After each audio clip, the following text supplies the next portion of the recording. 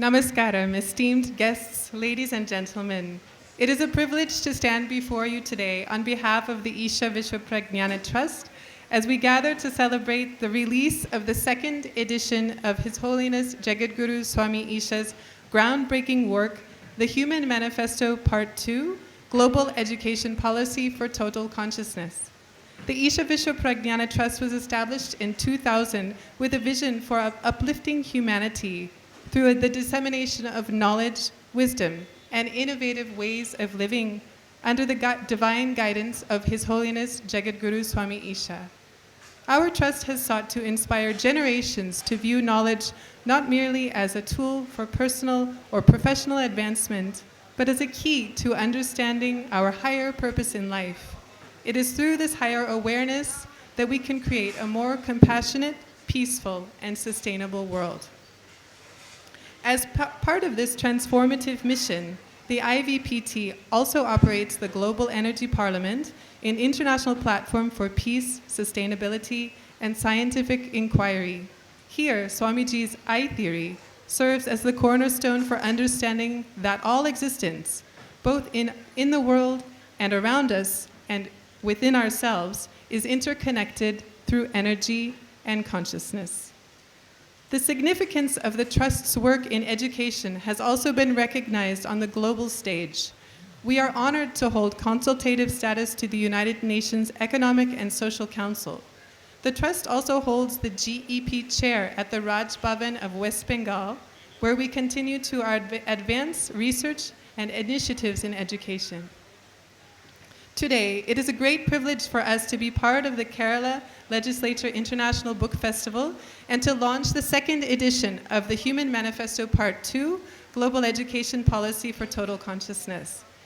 As many of you know, the first edition of this book has had a profound impact not just in India but across the world. It has earned commendation from the Prime Minister Sri Narendra Modi and the President of India, Draupadi Murmu, and has been widely praised by education ministers across the globe. It is with great pride that we share that this book is currently being translated into German, French, and Spanish, marking its growing influence in international education circles. We are deeply grateful to have the support of such distinguished individuals today. I am especially pleased to welcome Sri K.P. Mohanan, a veteran journalist and TV personality, former managing director of Asianet TV, who will graciously release this important work. Sri Mohanan, your presence here today is truly an honor. Welcome, sir.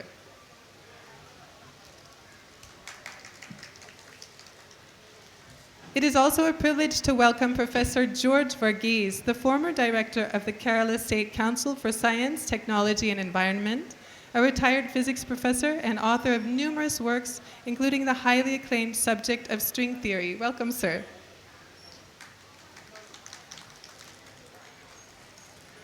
And of course, we are deeply honored to welcome Dr. M.R. Tampan, a figure beloved by all for his many contributions to publishing in Kerala. As a former director of the Bhasha Institute and the State Institute of Encyclopedic Publications, and also the secretary of the Isha Vishwapragnana Trust, Dr. Tampan has played a crucial role in shaping the intellectual landscape of our state and beyond. Welcome, sir.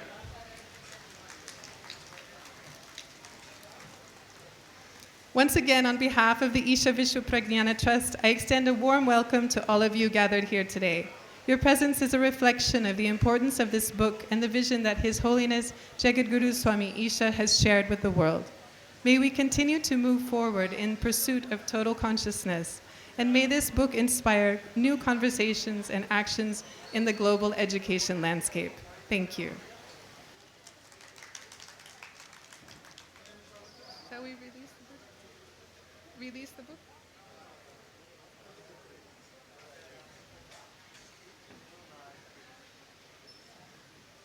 And now I would like to invite Sri K.P. Mohanan to release the book, and I invite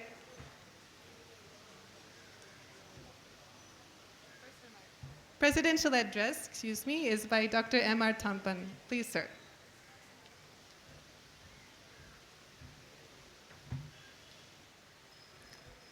പ്രശസ്ത പത്രപ്രവർത്തകനായ Shri K P Mohan, ശാസ്ത്ര സാങ്കേതിക പരിസ്ഥിതി കൗൺസിലിൻ്റെ മുൻ ഡയറക്ടറും സെക്രട്ടറിയുമായ doctor George Varghese, Shrimati Meera, Shri Ajith Venniyoor ഉൾപ്പെടെ സദസ്സിലുള്ള ബഹുമാന്യരെ, ഇവിടെ ഇപ്പോൾ നടക്കുന്നത് ഈശോ സ്വാമിജി രചിച്ച ഹ്യൂമൻ മാനിഫെസ്റ്റോ 2 എന്ന പുസ്തകത്തിൻ്റെ പ്രകാശനമാണ് ഇവിടെ നടക്കാൻ പോകുന്നത്. ഈ പുസ്തകത്തിൽ ആദ്യത്തെ 2 ഭാഗങ്ങൾ സ്വാമിയുടെ ദർശനങ്ങളും സിദ്ധാന്തങ്ങളും, പ്രത്യേകിച്ചും വിദ്യാഭ്യാസത്തെക്കുറിച്ചുള്ള സിദ്ധാന്തങ്ങളാണ് ആദ്യത്തെ 2 അധ്യായങ്ങളിലുള്ളത്. തുടർന്ന് ഉള്ള അധ്യായങ്ങളിൽ അതിൻ്റെ പ്രയോഗത്തെക്കുറിച്ചുള്ള കാര്യങ്ങളാണ് പറയുന്നത്. എങ്ങനെ ഈ തിയറി പ്രയോഗത്തിൽ വരാൻ. സ്വാമിജി സ്വാഭാവികമായിട്ടും ആദ്യം ഒരു സൃഷ്ടാവിനെ അറിയണം എന്ന് പറയുന്ന പോലെ സ്വാമിജിയെക്കുറിച്ച് ഏതാനും വാക്കുകൾ.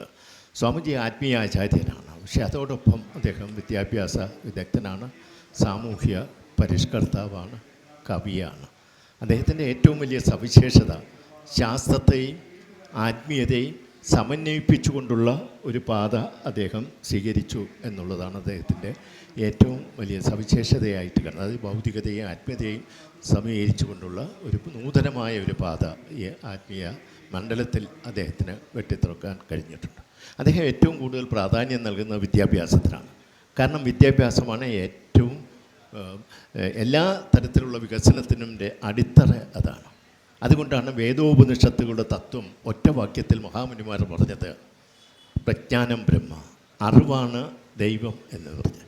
പക്ഷേ ഇന്നത്തെ വിദ്യാഭ്യാസത്തിൽ ഒരുപാട് വൈകല്യങ്ങൾ സ്വാമിജി കാണുന്നു. ഏറ്റവും മുഖ്യമായ വൈകല്യം അത് പ്രധാനമായിട്ടും വസ്തുനിഷ്ഠമാണ്, ഓബ്ജക്റ്റിന് പ്രാധാന്യം നൽകുന്നില്ല. അതുകൊണ്ട് ഈ വസ്തുനിഷ്ഠമായ വിദ്യാഭ്യാസത്തെ ആത്മനിഷ്ഠമാക്കണം എന്ന് അദ്ദേഹം പഠിപ്പിച്ച് ചൂഷണം ചെയ്യുന്നവരുമായി മാറാതിരിക്കും. സ്വാമിജി വിഭാവന ചെയ്യുന്ന ഒരു ലോകമുണ്ട്, എല്ലാവരും ആനന്ദത്തോടെ കഴിയുന്നു. ലോക സമസ്ത സുഖിനോ ഭവന്തു വസുദൈവ കുടുംബം എന്ന നമ്മുടെ ആപ്തവാക്യങ്ങളുടെ പ്രായോഗിക രൂപമാണ് സ്വാമിജി ഇതിലൂടെ നടത്തിയിരിക്കുന്നത്. നമ്മളൊക്കെ നല്ല നിലാവുള്ള രാത്രികളിൽ ആകാശത്തേക്ക് കോടാനുകോടി നക്ഷത്രങ്ങളുള്ള ആകാശത്തിലേക്ക് നോക്കി ചിലപ്പോൾ ചിന്തിക്കാറുണ്ട്, ചിന്തിക്കാത്തവരില്ല. എല്ലാ മനുഷ്യൻ്റെയും പുരോഗതിയുടെ അടിസ്ഥാനം ചിന്തയാണ്. അതുകൊണ്ടാണ് കഴിഞ്ഞ പാർലമെൻറ്റിൽ ഒരു ചിന്താ മന്ത്രാലയം കൂടി തുടങ്ങാൻ ഈ ഗ്ലോബൽ എനർജി പാർലമെൻറ്റ് സ്വാമിജിയുടെ നേതൃത്വത്തിൽ സ്വീകരിച്ചത്.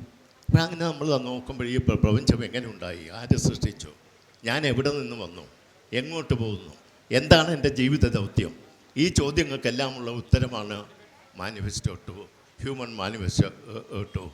ഞാൻ കൂടുതൽ നീട്ടുന്നില്ല. അടുത്തതായിട്ട് പുസ്തക പ്രകാശനമാണ്.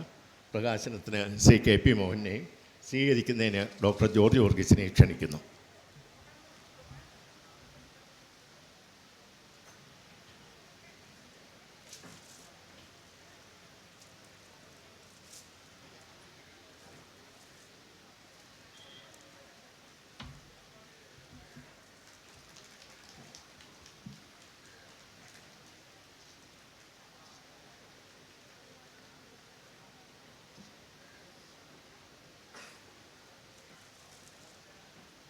I invite Sri K.P. Mohanan to give the release address.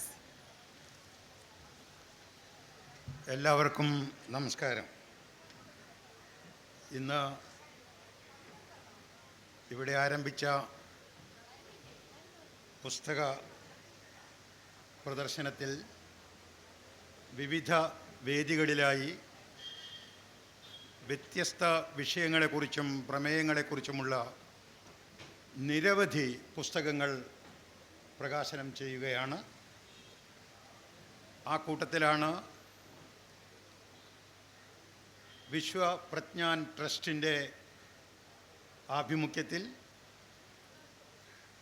Jagadguru Shri ഈശ സ്വാമി അവറുകൾ വിരചിച്ച ഹ്യൂമൻ മാനിഫെസ്റ്റോ എന്ന ഗ്രന്ഥത്തിൻ്റെ 2ാമത് പതിപ്പ് ഇവിടെ വെച്ച് പ്രകാശനം ചെയ്യുന്നത്.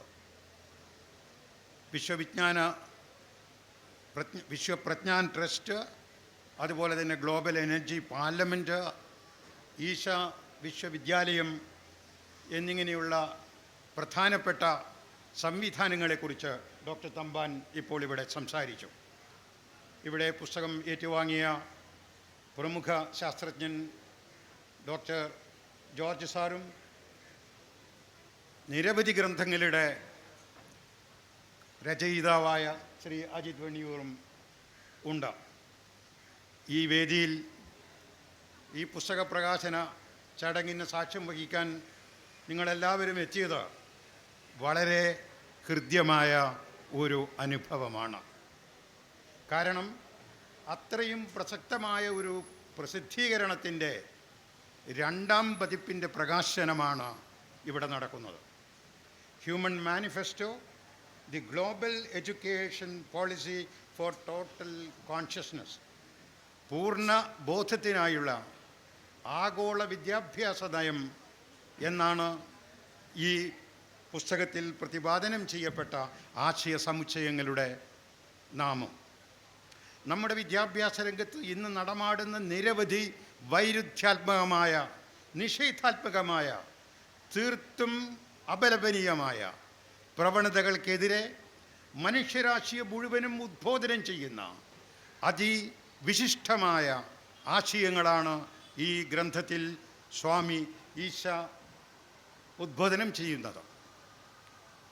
നമ്മുടെ വിദ്യാഭ്യാസത്തിൻ്റെ ആകപ്പാടെയുള്ള ലക്ഷ്യം ആളുകൾക്ക് ഒരു ജോലി നേടിക്കൊടുക്കുക എന്നുള്ളിടത്തോളം ചുരുങ്ങി എന്നാൽ ആ ജോലി ലഭിക്കുന്നുണ്ടോ? അതില്ലതാനും.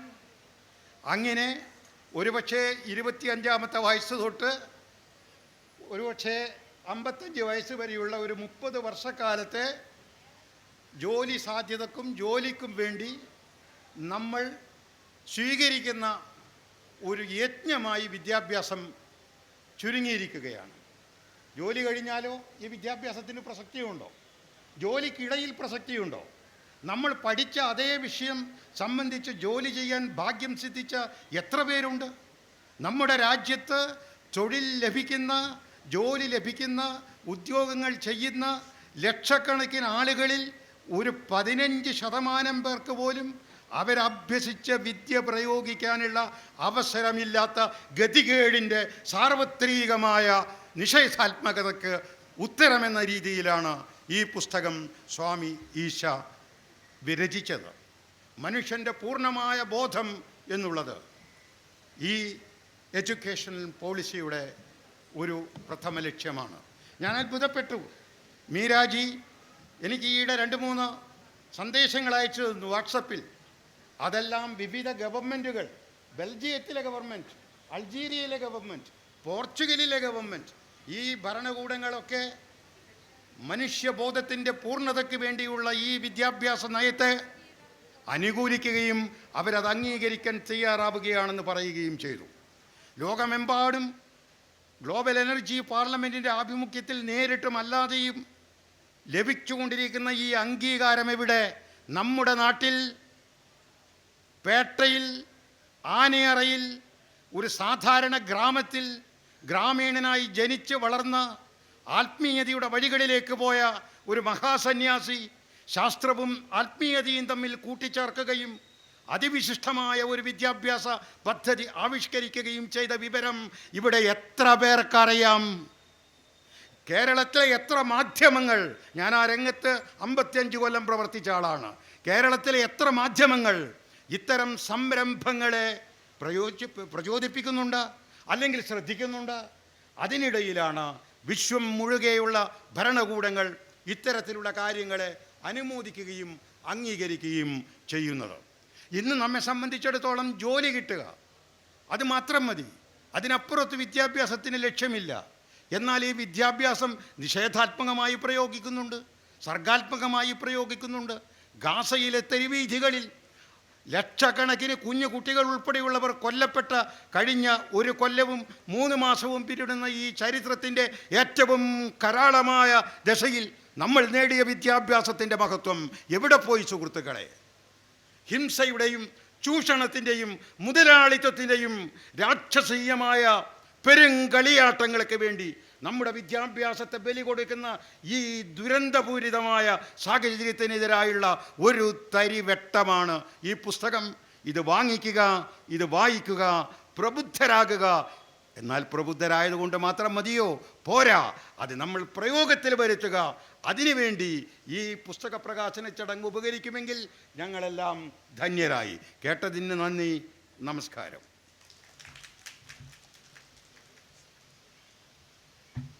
Thank you very much, sir, for doing the honors. I invite Professor George Burgess.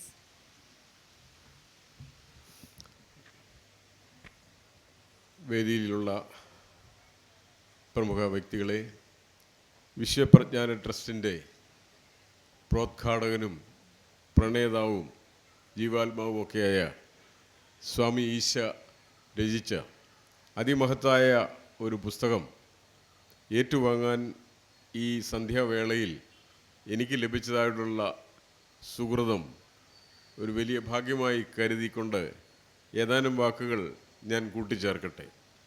എനിക്ക് മുമ്പ് പ്രസംഗിച്ച പ്രിയപ്പെട്ട പ്രഗത്ഭനായ പത്രാധിപർ മോഹനൻ സാർ ചൂണ്ടിക്കാട്ടി, വിദ്യാഭ്യാസം എന്തിനു വേണ്ടി എന്ന് പഠിച്ചു കഴിഞ്ഞ വിദ്യാർത്ഥിയോട് ചോദിച്ചാൽ അവൻ എന്ത് ഉത്തരം പറയും?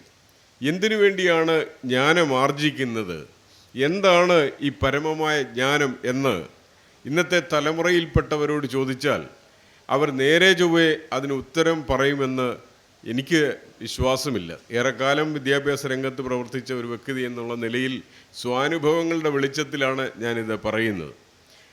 ഗീതയിൽ അർജുനൻ ഭഗവാൻ കൃഷ്ണനോട് ചോദിക്കുന്നുണ്ട്, ഇത്രയൊക്കെ എന്നെ പഠിപ്പിച്ചല്ലോ, ഞാൻ ഇത്രയൊക്കെ കേട്ടല്ലോ, വിശ്വദർശന യോഗത്തിൽ പറയുന്നുണ്ട്, അങ്ങ് ആരാണെന്നുകൂടെ പറഞ്ഞു തരിക.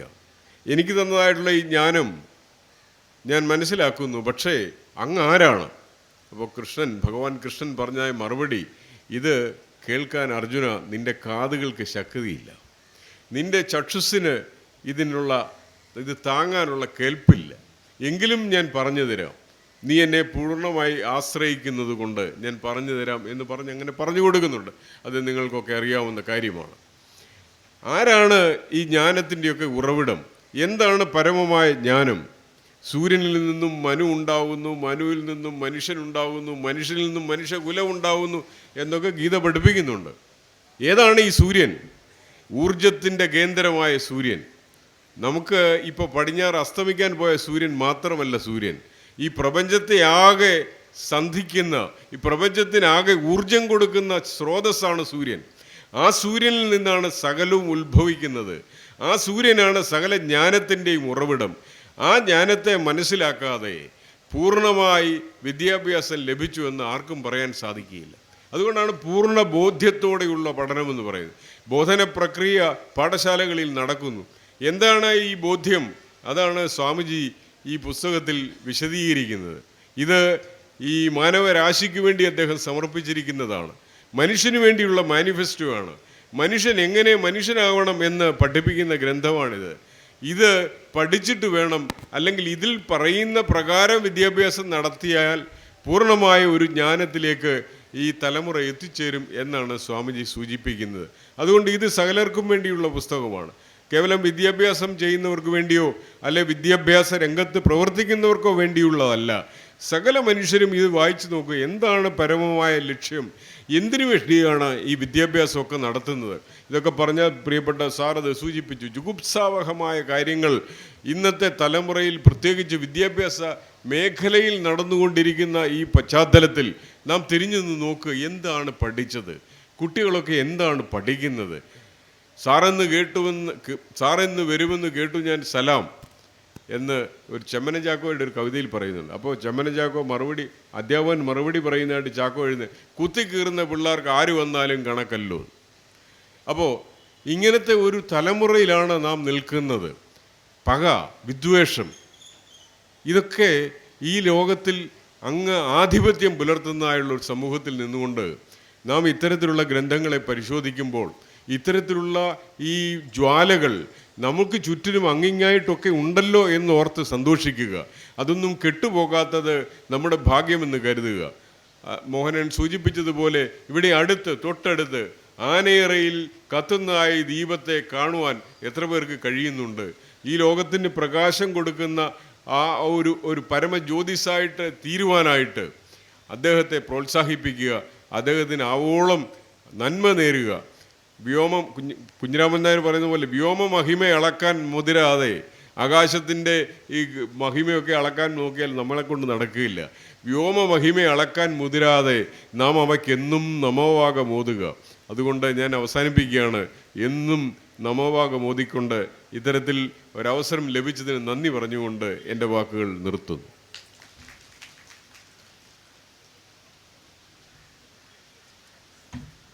I invite Shri Ajit Vinayur to give the vote of thanks. Ajit Vinayur, sir, is the Global Energy Parliament Minister for Parliamentary Affairs. Very appropriate for this. Thank you, sir, for coming.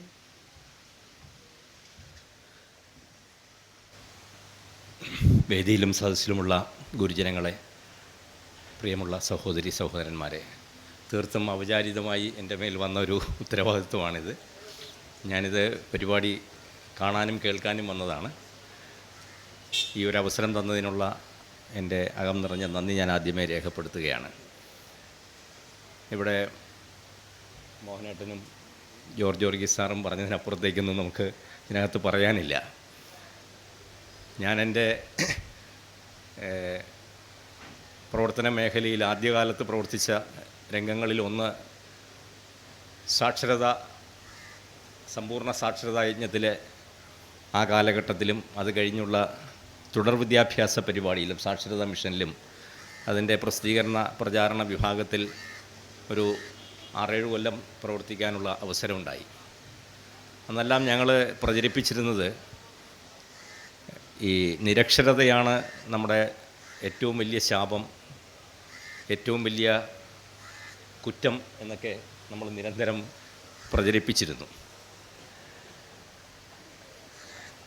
അക്ഷരജ്ഞാനം കൊണ്ട് നമുക്ക് അറിവിൻ്റെ വാതായനങ്ങൾ തുറക്കുന്നു, അതിൽ കൂടി നമ്മൾ ജീവിതത്തിൻ്റെ ഏറ്റവും ഉയർന്ന തലങ്ങളിലേക്ക് പോകുന്നു എന്നൊക്കെ നമ്മൾ ധാരാളം പ്രചരിപ്പിച്ചിരുന്നു. ഏവർക്കും വിദ്യാഭ്യാസം, എന്നെന്നും വിദ്യാഭ്യാസം എന്നതായിരുന്നു നമ്മുടെ ലോഗോ, മുദ്രാവാക്യം എന്ന് പറയുന്നത്. പക്ഷെ നമ്മൾ അവിടെ നിന്നൊക്കെ ഒരുപാട് കടന്നുപോയി. 100% സാക്ഷരത നേടി, വിദ്യാഭ്യാസം നേടി, അറിവ് നേടി, ഒരുപാട് ബിരുദങ്ങളൊക്കെ നേടി. പക്ഷെ നമ്മൾ തിരിഞ്ഞു നോക്കുമ്പോൾ നമ്മുടെ രാജ്യത്ത് നടക്കുന്ന ഏതു തരം വിധ്വംസക പ്രവർത്തനങ്ങളുടെയും വിനാശകരമായ പ്രവർത്തനങ്ങളുടെയും ഒക്കെ തലപ്പത്ത് നോക്കുമ്പോൾ ഏറ്റവും അധികം വിദ്യാസമ്പന്നരായ, വിദ്യാഭ്യാസത്തിൽ ഏറ്റവും മുന്നിൽ നിൽക്കുന്ന ആളുകളാണ് ഇന്ന് നമ്മുടെ രാജ്യത്ത് നടത്തുന്ന പ്രതിലോമകരമായ എല്ലാ പ്രവർത്തനങ്ങളുടെയും തലച്ചോറായി പ്രവർത്തിക്കുന്നതെന്ന് നമുക്ക് കാണാൻ സാധിക്കും. അപ്പോൾ ഈ നേടുന്ന അക്ഷരജ്ഞാനവും വിദ്യാഭ്യാസവും കൊണ്ട് മാത്രം ഒരു മനുഷ്യനായി മാറുന്നില്ല, യഥാർത്ഥ മനുഷ്യനായി മാറുന്നില്ല, ആ മൂല്യങ്ങൾ സന്നിവേശിക്കപ്പെടുന്നില്ല എന്നുള്ളത് നമുക്ക് ഓരോ ദിവസവും നമ്മുടെ അനുഭവത്തിൽ നിന്ന് നമുക്ക് പ്രത്യക്ഷമായി ബോധ്യപ്പെട്ടുകൊണ്ടിരിക്കുന്നൊരു കാര്യമാണ്. അപ്പോൾ മനുഷ്യനാക്കി മാറ്റാൻ, യഥാർത്ഥത്തിൽ മനുഷ്യനെ മനുഷ്യനാക്കി മാറ്റാനുള്ള വിദ്യാഭ്യാസം എങ്ങനെ ആയിരിക്കണം, എന്തായിരിക്കണം എന്നുള്ളതിനെക്കുറിച്ചുള്ള വളരെ വ്യക്തമായൊരു കാഴ്ചപ്പാട് സ്വാമിജി ഈ അദ്ദേഹത്തിൻ്റെ പ്രഭാഷണങ്ങളിൽ കൂടിയും പുസ്തകങ്ങളിൽ കൂടിയും ഒക്കെ അവതരിപ്പിക്കുന്നുണ്ട്. കഴിഞ്ഞൊരു 10 വർഷത്തിനിടയിൽ ഗ്ലോബൽ എനർജി പാർലമെൻറ്റിൻ്റെയും മറ്റ് പരിപാടികളുടെയും ഭാഗമായി അദ്ദേഹത്തോടൊപ്പം സഞ്ചരിക്കാനും അദ്ദേഹത്തോടൊപ്പം അദ്ദേഹത്തിൻ്റെ പ്രഭാഷണങ്ങൾ കേൾക്കാനും ശ്രീലങ്കയിലും തായ്ലൻഡിലും ഒക്കെ നടന്ന ഗ്ലോബൽ എനർജി പാർലമെൻറ്റിൽ പങ്കെടുക്കാനും ഒക്കെ ഭാഗ്യം സിദ്ധിച്ച ഒരാളാണ് ഞാൻ. അദ്ദേഹത്തിൻ്റെ ജീവിത വീക്ഷണവും വിദ്യാഭ്യാസ വീക്ഷണവും ഒക്കെ തന്നെ ശാസ്ത്രവുമായി, ഇവിടെ നേരത്തെ സൂചിപ്പിച്ചത് നമ്മുടെ അതിനെ ശാസ്ത്രവുമായി ബന്ധിപ്പിച്ചുകൊണ്ടുള്ളതാണ്. പറയുന്ന കാര്യങ്ങളെല്ലാം ശാസ്ത്രീയമായി അപഗ്രഥിക്കാനും വിശകലനം ചെയ്യാനും അത് വ്യാഖ്യാനിക്കാനുമുള്ള അദ്ദേഹത്തിൻ്റെ കഴിവാണ് മറ്റ് ആധ്യാത്മിക നേതാക്കളിൽ നിന്നും സ്വാമിജിയെ വ്യത്യസ്തനാക്കി നിർത്തുന്നത് എന്ന് ഇവിടെ എനിക്ക് മുമ്പ് പ്രസംഗിച്ച എല്ലാവരും സൂചിപ്പിക്കുകയുണ്ടായി. അതുതന്നെയാണ് ഇന്ന് നമ്മുടെ സമൂഹത്തിൽ, നമ്മുടെ ഈ ഒരു ശാസ്ത്രയുഗത്തിൽ പുതിയ തലമുറയ്ക്ക് നൽകാനുള്ള ഏറ്റവും വലിയ സന്ദേശവും അതാണ്. നമ്മുടെ അവബോധം, ഒരു മനുഷ്യൻ എങ്ങനെയായിരിക്കണം എന്നുള്ളതിനെക്കുറിച്ചും സമൂഹം എങ്ങനെയായിരിക്കണം എന്നുള്ളതിനെക്കുറിച്ചും സമൂഹത്തിൽ ഈ ഓരോ വ്യക്തിയുടെയും പങ്ക് എന്തായിരിക്കണം എന്നുള്ളതിനെക്കുറിച്ചുമുള്ള ഒരു അവബോധ സൃഷ്ടിക്ക് വിദ്യാഭ്യാസത്തെ എങ്ങനെ ഉപയോഗിക്കാം എന്ന സന്ദേശമാണ് അദ്ദേഹത്തിൻ്റെ പ്രസംഗങ്ങളിൽ കൂടിയും അദ്ദേഹത്തിൻ്റെ രചനകളിൽ കൂടിയും നമ്മളെ ബോധ്യപ്പെടുത്തിക്കൊണ്ടിരിക്കുന്നത്. തീർച്ചയായും അത് നമുക്കൊരു പുതിയ വെളിച്ചം നൽകും എന്ന കാര്യത്തിൽ യാതൊരു സംശയവുമില്ല. ഈ പ്രകാശന ചടങ്ങിൽ പങ്കെടുക്കാനും ഇവിടെ രണ്ട് വാക്ക് സംസാരിക്കാനും അവസരം തന്ന ഇതിൻ്റെ ഭാരവാഹികൾക്കും കേട്ടിരുന്ന നിങ്ങൾക്കും എല്ലാവർക്കും എൻ്റെ വിനയം നിറഞ്ഞ നന്ദി രേഖപ്പെടുത്തുന്നു, സന്തോഷം രേഖപ്പെടുത്തുന്നു. നമസ്കാരം. Thank you very much. I would like to invite the dignitaries to rise and we can take a photo with the books. She'll give you the book.